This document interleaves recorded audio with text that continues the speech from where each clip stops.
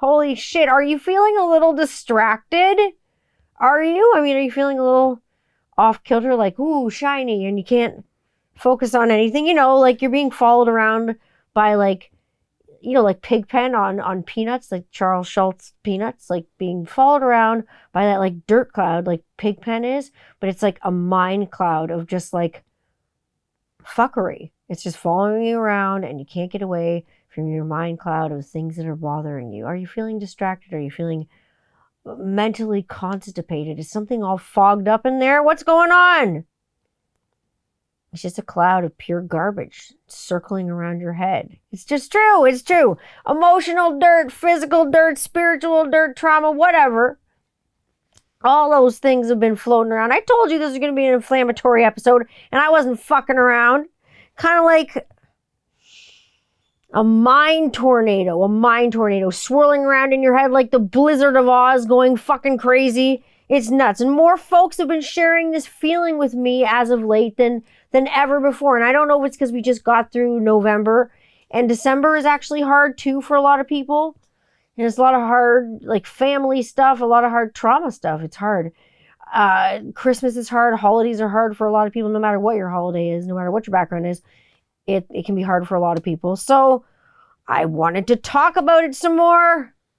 So why not address it? And I mean other things too. So I'm going to welcome you to another week and another edition of 21st Century Rocker Mom podcast with me, your host, Tanya Candler. I'm here with you generally every week unless I take a little breaky break. And we'll talk about breaks too, healthy breaks.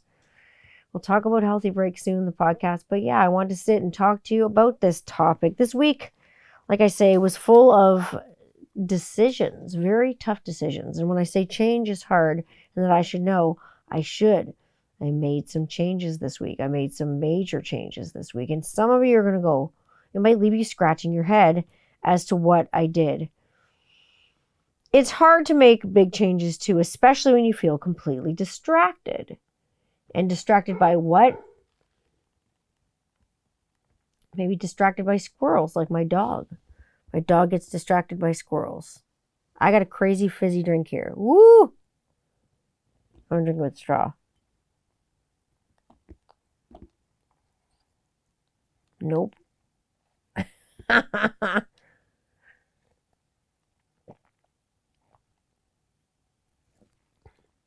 Robin's afraid I was going to dump that drink on myself. Instead, I bathed my chin in it a little bit. No, it's okay. But like I say, when your week is full of tough decisions and you got to make tough ones, when it already feels like your head's kind of spinning out of control because you are so distracted by certain things, it's hard to make those decisions, but you make them based on what do you think is good for you. And like I say, this one had me kind of scratching my head. I got the blue check mark notification thing on Instagram on my 21st Century Rocker Mom podcast Instagram page, like the notification that I was approved and they want to give me the blue check mark. And I said no. Now there's a lot of controversy surrounding this for people. And I think for me, it's just a symbol for me of like capitalism. And if people know who I am, they know who I am. I know who I am. No one's going to fuck with my account, I don't think. I don't need to be verified. I just don't think you need to. That or Twitter or anything like that. It's not for me. But I did something this week, like I say, that was so nuts. I quit something. I quit. I'm fired. I fired myself. I let myself go. I'm fed up. And I'm going to tell you that I did something this week that many of you would probably not do in my position and probably wonder why the hell I would do it at all. You might think that I'm crazy. Do I have regrets? No, I actually don't. I don't have any regrets, but I'll tell you what I did. This week, I got rid of TikTok. You can still see my videos. They're up on TikTok, like the ones from before. But I got rid of TikTok. I got rid of TikTok altogether. I stopped using the platform. Now, why would I stop using TikTok? Don't get your dander up. Don't get crazy about TikTok. Doesn't mean you have to go stop using TikTok. I've got like 34,000, 34K, 40K, I don't know, a lot of followers.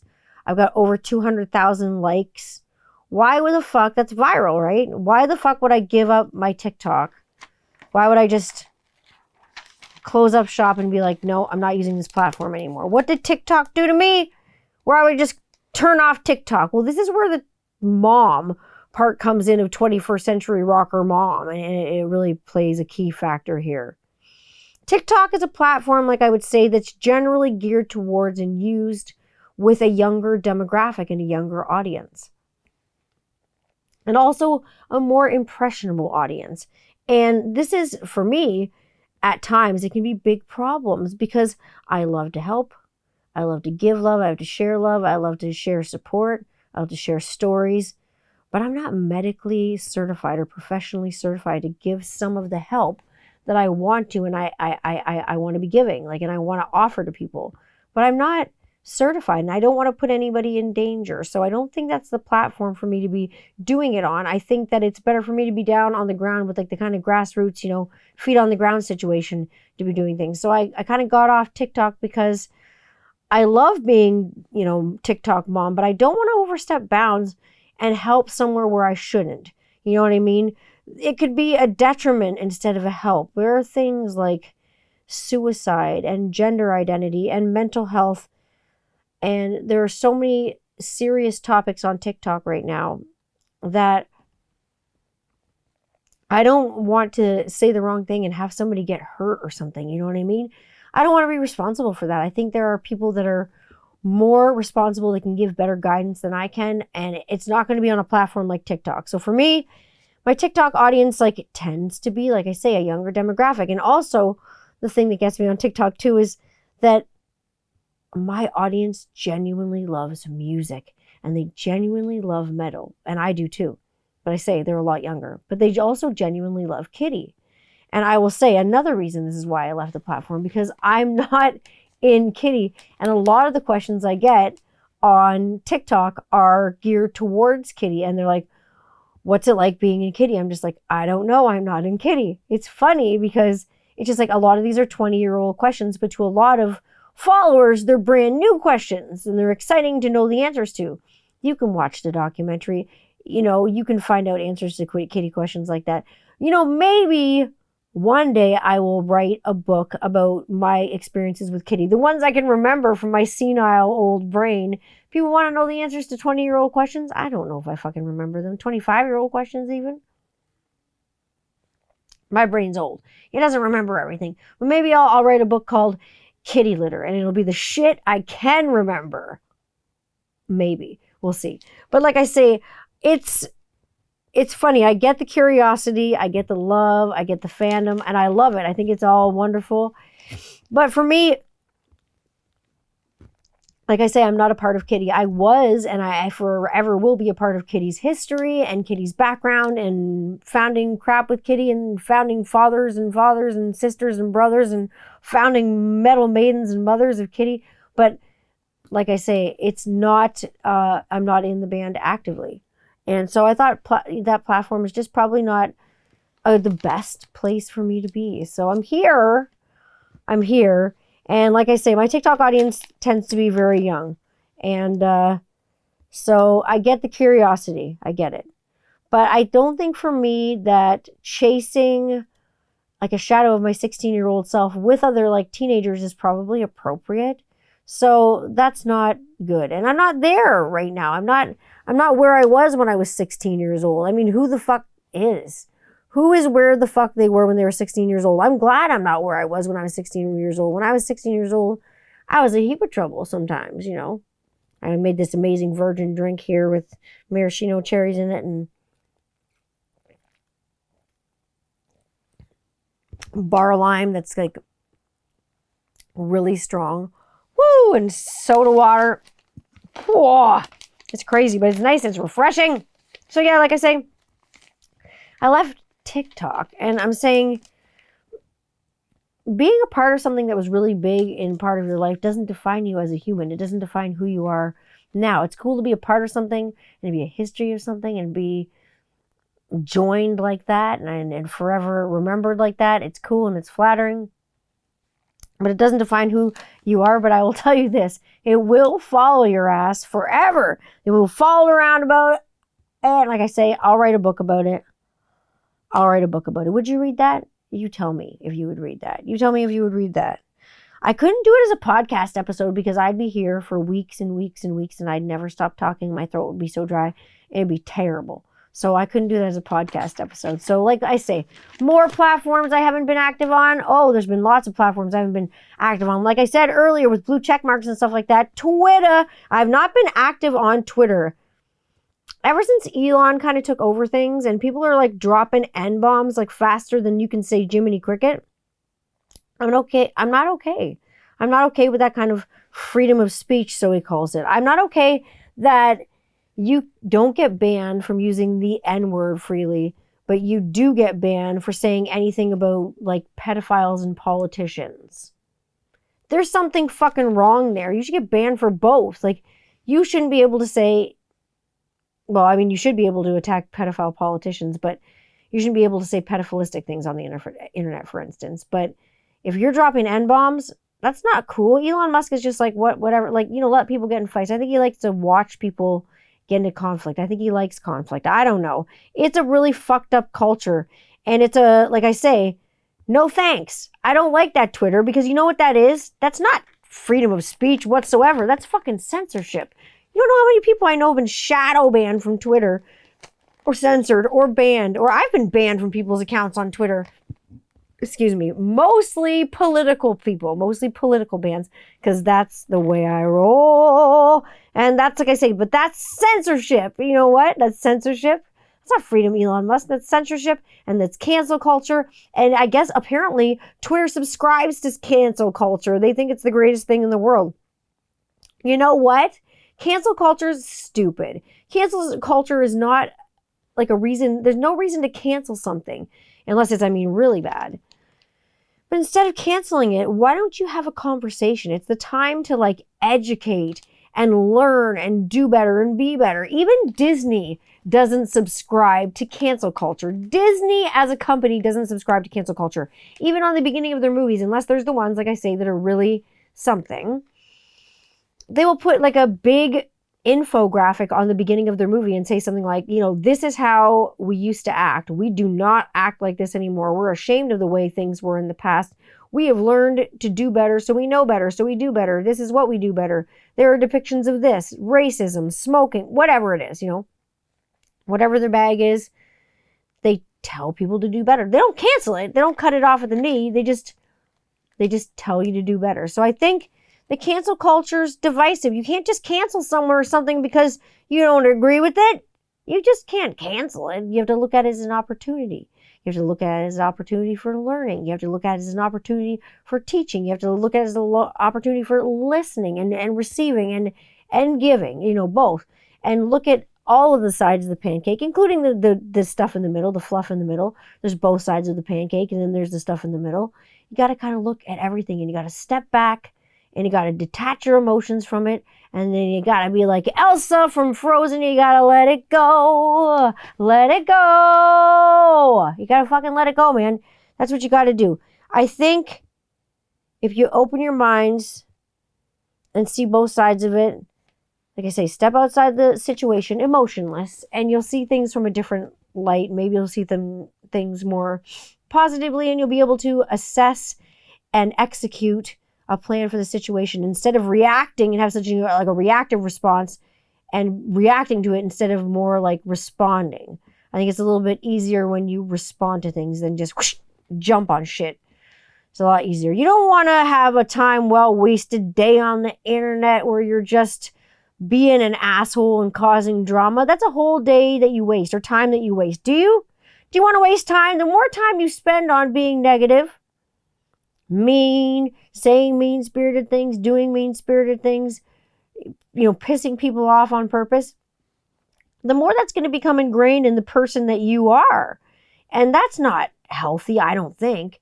So I think the less time you can spend on negative things and the more time you can actually, if you have that spare time, put it into things like that are positive, like charity or putting out a video that makes you feel good. I see lots of feel-good videos coming out on YouTubes and Instagrams and Reels and lots of things that just make me feel happy and fuzzy and warm and everything. Like even things that are about positive mental health, like everything that is coming out it's nice to hear those kinds of things.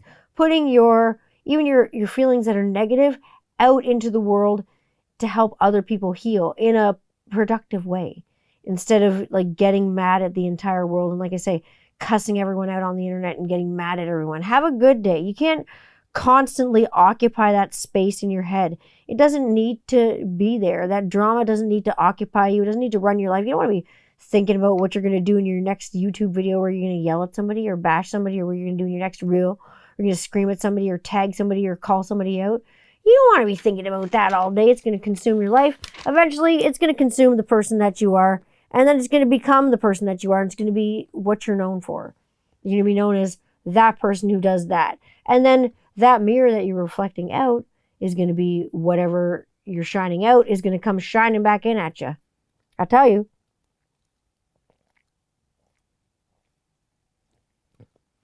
Life is reciprocal. It's like a mirror. Like I say, whatever you put out, it's coming back to you. It's not weird witchy stuff. It's not weird witchy stuff. It's just normal stuff. We're getting carried away, like I say. We're getting carried away by the wrong things. We just need to adjust our direction. Let the compass, the moral compass, steer us maybe in a different way. Let the bad shit go and move on. Take breaks. Social media breaks are cool to take. They're not bad. You don't have to break up with your Facebook or quit your Instagram or log out or stop doing any of your social media posts. But it's okay to take time out and not feel bad and not have guilt and carry this like insta guilt, like because you haven't done your social media posting because you want to do things with your family and you're doing things for the holidays and you're going to sit on Santa Claus's lap and you're doing whatever the fuck you want to do. Don't feel bad because you take a break or you take 2 weeks off or whatever, because your business is, behind and you have to keep going. Like, as long as you keep going at something, whether it's family, it's life, it's work, it's business, maybe your social media stuff comes last. Hopefully it does, because life gets in the way, and that's what life is. It's supposed to be there. And so it's what you do with it, I guess. But I'm saying you don't need to have guilt. Just experience the real world a bit.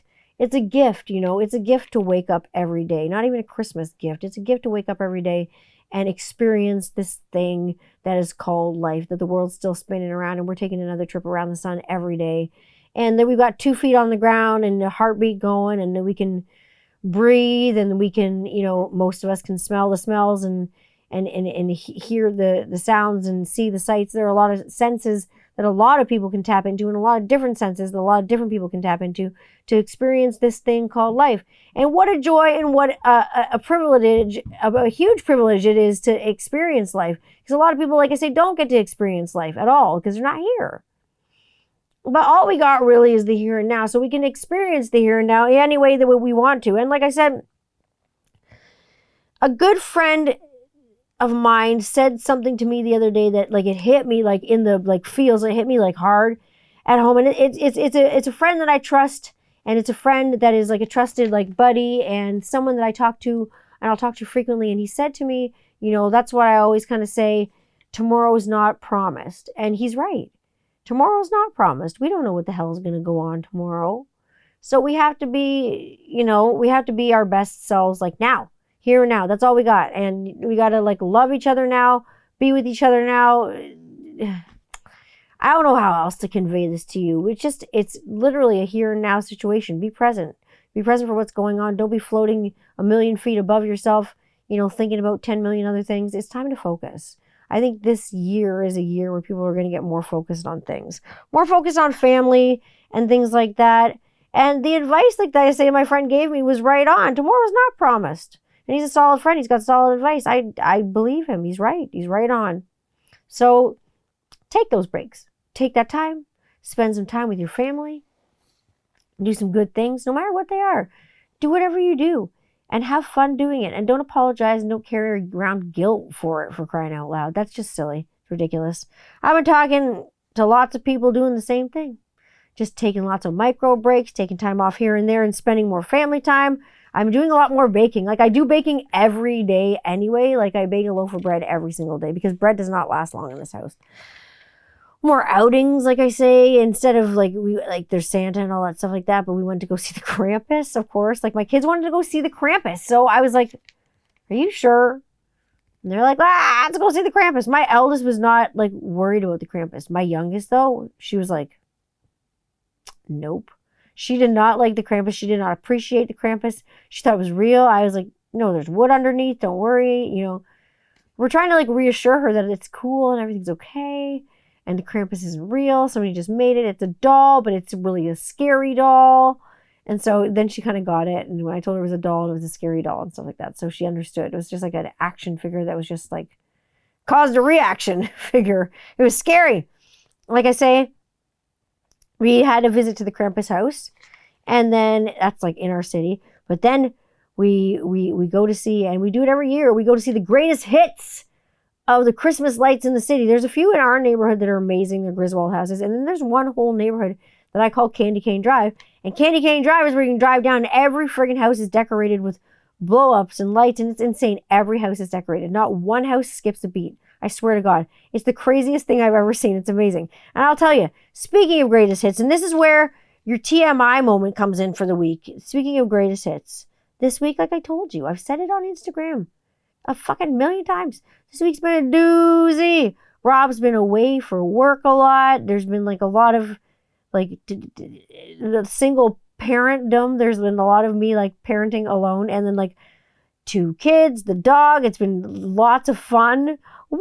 And there's been lots of like take your kid to work day. Like I will say that unequivocally, both my kids know how to mix complete like beard oil like carrier now in like large capacities, like 4 and 5 liter capacities. They don't do the mixing, but they've seen me do it. So it's like I have them like put gloves on, put a mask on, and get in the room with me. And I'm like, come on. So they come and whatever, and they see how I do it. They're like, Mom, this is just like chemistry. I'm like, that's exactly what it is. It's chemistry. It's just finding balance and what works with each other. So they've seen that. And like I say, this week's been a doozy. Like Rob's been away so much. He's been going like to 18-hour days. So therefore I've been going 18-hour days to get orders out and take care of the kids and still do my home stuff and do homeschooling with the kids and all the other stuff that I do. And so Rob finally comes home after like having a laugh about him being away. And then we were having a laugh about how tired we were. And then I was kind of like joking with him when we were talking about our backgrounds and stuff. And I was laughing at him and I told him that he was Polish by penetration. That's horrible. It just means you're like, if you have sex with someone who's Polish, you're Polish now too. So I told him that he was, and he was laughing, whatever. So finally we go to bed and we stop laughing, whatever. And then I'm almost asleep and just about to go to sleep. And he's like, I love you. And we'll go to bed and whatever. And Rob, he let out the biggest fucking fart I've ever heard in my life. It was like a Jurassic fart. I thought it was going to wake the kids up, but then I started laughing. It like blew the covers off of the bed. I was pissing myself. I couldn't sleep. After that Jurassic fart. It was ridiculous. And usually, I'll tell you, I'm the farter in the situation. Again, another TMI moment. I'm usually the farter. Even my kids laugh at my fucking flatulence. They laugh at it so hard. They laugh at my farting. They're like, Mom farted. There's a duck in the room. There's Mom farted. There's geese in the room. They laugh at me. And, I take it in stride. It's my diet. I'm vegan. And I say, like, I have a lot of fiber, I guess. And I say it's, I guess, better out than in, I suppose. It's better out than in until the day you shit your pants. And, we've all been there. One time I shit my pants in New York City. I'm not going to get into it. But like I say, we've all been there. Everybody's had a time where maybe they've had a little bit more shart than fart. It's happened. Most of us. New York City, New York City, New York City.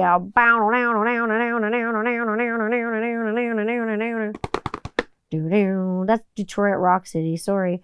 But no, New York City is back in the New York groove. I guess I'm in a kiss mood today. I don't know if I'm in a kiss mood today, but I am back in the New York groove. And New York City reminded me thinking that 42 years ago, like not too long ago, a couple days ago, John Lennon, it was the 42-year anniversary of his death and his assassination, which happened in New York City. I've lived in New York City. It's a nice city to live in, busy. And I went to where he was killed outside of the Dakota building where he lived in New York City. And it's sad to see that he was, gunned down by a fan, Mark David Chapman, who was, like seen with him earlier getting, autographs and, Mr. Lennon this and Mr. Lennon that. And he ended up shooting him to death and killed John Lennon 42 years ago, like, just a couple days ago.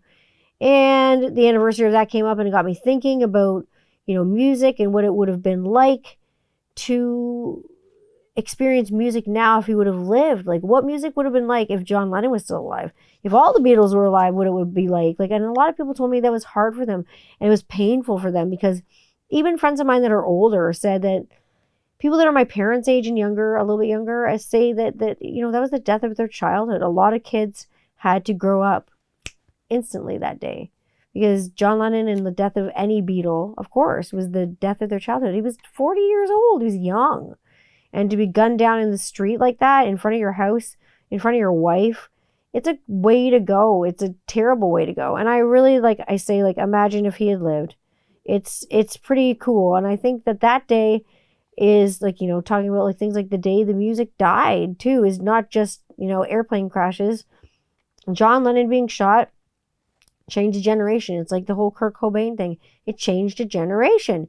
It's undeniable, and the history is there. And you can see the marks on rock and roll, and you can see the marks on music, and where those little blips are, and maybe where those little blips would be filled in had any one of those people still been alive. Elvis, you name it. Janis Joplin, you name it. There are a lot of people that if they're still alive today, where would music be? And my head really spins for that. Amy Winehouse, where would we be? Where would we be? Now I'll tell you, I got a fun segment of Beards and Bitchin for you. I don't do a lot of bitching, mostly it's about things that are bitching, that are about beards. I don't have one, but if I hit my 40s, like when I hit my 40s, which is going to be soon in January, I'm going to hit my 40th birthday. Bada bing, bada boom. I'm excited for it, actually. I'm really excited for my 40th birthday. But I say, when I hit 40, for me, it's like, if I grow a beard, I'm just going to keep it and put beard oil in it. That'll be great. We'll see what happens. I'm just kidding. I say, it's fun. It's Santa season. So it's one of the best seasons for beards. It's 'tis the season to be jolly. Holy shit. I have a Christmas tree in the studio, for crying out, Pete. I'm not even joking. It's because my dog will actually fucking attack the fuck out of it if it's upstairs. So I'm going to tell you, that's why I got the Christmas tree in the studio. But I'll say, Santa Claus, even as a kid, I loved his beard. This is what's bitchin'. This is what's bitching about Beards and Bitchin'. I was obsessed with Santa Claus's beard. So all the Santa Claus's laps that I sat on, I was always curious about their beard. So I had a question about their beard. I went to see if it was synthetic or if it was real. Because the real shit Santas had the real beards, and they looked awesome. And most of the Santas that I saw were real. There was only one that I kind of and I did the tug. I'm not going to lie. I tugged on it. I pulled on it. It was a fake beard, and it snapped back. And I was just you're one of his helpers. Fuck you. But most of them were real Santas. And I was fascinated as a kid. Like I say, I got the touch, I got the feel, I got the stroke. Sometimes I did the pull. I'm saying, has that ever happened to you? Have you got the touch, feel, stroke, or pull? Has that ever happened to you with your beard? I've talked about beard objectification before, but has someone ever reached out and touched someone? Some people have told me that that's happened to them. Has anyone ever touched your beard? Unsolicited touching, you didn't ask them to. They didn't ask you, may I touch your beard? There was no click of consent. It didn't come. It just wasn't there.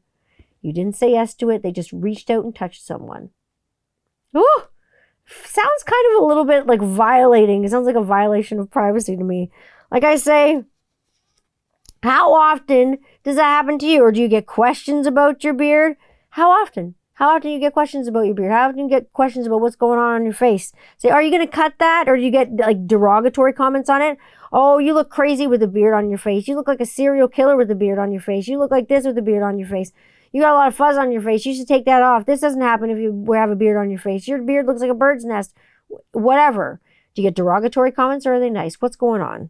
What's going on? How are we feeling about our beards? Seriously?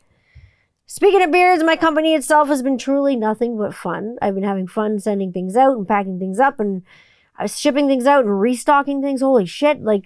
You guys have exceeded my expectations, completely.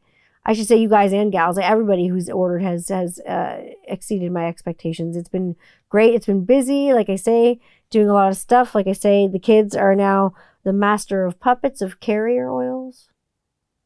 They know how those are made. No one ask them because now they know my fucking secrets and they know what's in there and what concentrations and stuff like that. So anyways, we got unboxings coming too. Unboxings coming from some reviewers of products that are, been sent out. There are things that are going on.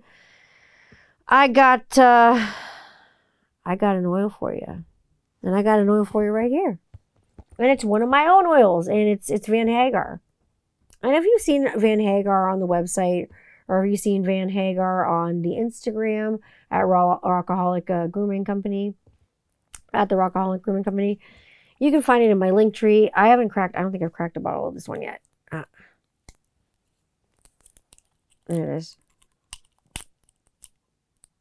So there you go. So there you can see the color of, my oil. And you can see the thickness of my oil. It's a medium viscosity oil. It's great for the winter. It's great for the summer. It's great, anytime. I like it a lot. Van Hagar is one that, and a lot of people have told me this, the ones that have gotten it, they've told me the same thing. I'm like, tell me what you think about it. Let me know. I hope you enjoy it. Let me know what's going on. And they've said that, they don't like, the same people have echoed the same thing. They don't like food scents. This one's really lemony and it's fresh and it's bright. It's really, it's pound cake. My real love is pound cake. It's like, from the Van Halen album, like when Sammy Hagar took over. The story behind Van Hagar is that like Rob loves Van Halen with Sammy Hagar as the singer, and I love Van Halen with David Lee Roth as the singer. Like I like classic Van Halen, right? And so it was an argument sort of that we kind of had. But then I came up with this scent while we were listening to Pound Cake. Oh my God, of all things. So that is what this scent is about. And the people that I say that I've got feedback from have told me that they don't like food scents at all, but this one pleasantly surprised them because I tried to make it bright and not sweet and overpowering so it would make you feel sick. So that has been like a big star. Like it's been really great. So it smells like basically a really lemony, fresh lemony pound cake, just like dripping with butter and kind of a little bit of icing, like kind of almost like a buttercreamy sort of smell. I don't know what to tell you. Unless you order it, you won't be able to tell me. Unless you've tried it, you won't be able to tell me. So there you go. So other than that, I've had fun times dropping off things for neighbors. You guys have seen probably on the Instagrams. I've been out in my Santa Claus elf outfit, getting all crazy and doing my Christmas deeds for the neighborhood and doing my customer service. And it's fun to go out and meet the people that you're selling your stuff to and that are buying your products and knowing them and getting to know your customer base and stuff like that. I like getting to know people and I like having a good time. And at the beard company and at the grooming company, when we're selling beard oil, we're selling grooming oil, we're selling shave oil, we're selling massage oil, wherever you're using it for, we want you to have a good time with it. So like with some tutorial videos are coming up, I will say that on the website. So that's what I got for that. So you're able to, if you don't know how to use beard oil, if you've never used beard oil before, we're going to give you a tutorial on that. If you've never used hair oil before to condition your hair or your split ends or before you color your hair, we're going to give you a tutorial on that. If you've never used it for other things, there are certain things. If you've never used it as a massage oil before, if you've never used a roll-on, we're going to give you a tutorial for everything. There is a will, there's a way. There's a video for that. There's always a infographic and a way that you can educate. Like I say, take the time to educate someone. It might just pay off. For that person, for you, it's good. Do it. Don't expect anything back in return. Like I say, that's the best thing you can do. Speaking of unreal, it's been unreal how much you guys have been ordering from the company. It's been absolutely unreal. I've been packing my ass off. So I want to say absolutely thank you for supporting a small batch company and like supporting like a new kid on the block, because that's in essence inevitably what I am, like crazy. Speaking of companies and people that do amazing scents, I've had this soap. I showed you this soap ages ago, maybe a month ago on Beards N Bitchin. It's the coffee soap that I got from Johnny from Beard Brothers. This is over a month old. I'm going to tell you, I love taking baths and showers. I have a bath and a shower every single day, 1 and 1. So 2 bathings every day. This stove's still kicking. I don't want to kind of know what kind of magical thing this is from because I just don't want to, like, I don't want to spoil the magic. But Johnny did a bang up fucking job with that coffee soap. It smells amazing. I love it. It's amazing. Like I say, amazing. I was going to say, unreal. So that's unreal. Sales have been unreal. So thank you for the sales. It's been great. We appreciate each and every single one of you. We're getting the sales out as fast as we possibly can. So you get them before Christmas and the holiday time. If you don't, get them in the new year. You got gift cards. We got all kinds of things you can do. A code's coming out soon. You're going to hear about that. There's going to be an unboxing from a great reviewer very soon. It's coming out with you, and that reviewer will have a code for you to save an extra 10% off at Rockaholic Grooming Company. And you'll be able to get 10% off what you already are saving on sale prices and launch prices, because those prices are not going to stay the same forever. They're going to go up after launch, back to regular prices. But I'll have some flash sales here and there, and you'll be able to catch those. So pay attention and see what's going on. I use that fucking Lensa app. It's a trip. Oh my God, AI, that's what's unreal. I've never seen anything like it in my entire life. It turned me into a fairy. It turned me into a tarot card reader. It turned me into a witch. It turned me into a black and white painting of myself that looked like Kate Bush. It turned me into all kinds of things. It turned me into this like lady who was like gold, who had like the biggest boobs I've ever seen. I just like deleted that one. I was like, this is pornography. Crazy. If you have $7.99 lying around though, why not try the Lensa app? It's friggin' entertaining, if not anything. They say it sells your identity. I don't know if it sells your identity. I don't know if it's sold my big boobed identity to anybody. We'll see. There will be, like I say, that unboxing you have to look for Rockaholic. You gotta be looking for codes. So merry ho ho ho ho ho ho ho ho ho. That is not the code, obviously. But happy holidays from me and everybody at Rockaholic Grooming Company. You know, as if you get me or get Rockaholic Grooming Company on the phone or on the email, you know, it's either me or Rob talking to you. I'll be jamming and decorating for the rest of the weekend, pulling out the guitar, doing the piano, doing the Christmas lights, doing the Christmas tree, doing all the decorating, baking the Christmas cookies, doing all my favorite Christmas things. I don't know what you're doing for the rest of the weekend. I'm doing lots of festive activities as we get closer and we count down to the big day. I'm putting my hat on when I'm doing more deliveries. I got deliveries to do tonight. I got deliveries to do every night of this week.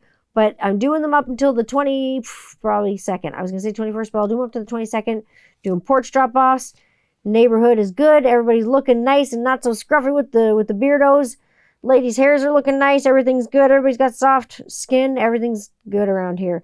Plus, like I say, speaking of counting down to the big day, we got the big day coming down the pipe with Spin the Bottle. You're going to spin to win with me. We're going to do a live stream on my YouTube channel, so be looking for that. In the new year, we're going to spin records, we're going to talk to each other, and we're going to come up with a great scent. And then one of you lucky folks is going to win a bottle of beard oil, shave oil, pre-shave oil, massage oil, whatever you want to use it for, grooming oil, from Rockaholic Grooming Company, just for you, that I will send out in the mail after we have that episode together. So it'll be a fun custom oil show. Pay me nothing. Just come on in and let's check it out. And speaking of checking it out, you can check me out on Instagram at 21st Century Rocker Mom. Don't check me out on TikTok because I'm not there anymore. You can check me out, obviously, on my YouTube channel. I'm always here at Tanny Candler channel. You can check me out anywhere you stream. Stream me wherever you want. You can find me at the Grooming Company. If you go to my link tree, you can find where I am at Rockaholic. If you want to go to the Grooming Company, if you don't know where that is yet. If you used to follow me on TikTok and stuff like that, follow my other social stuff.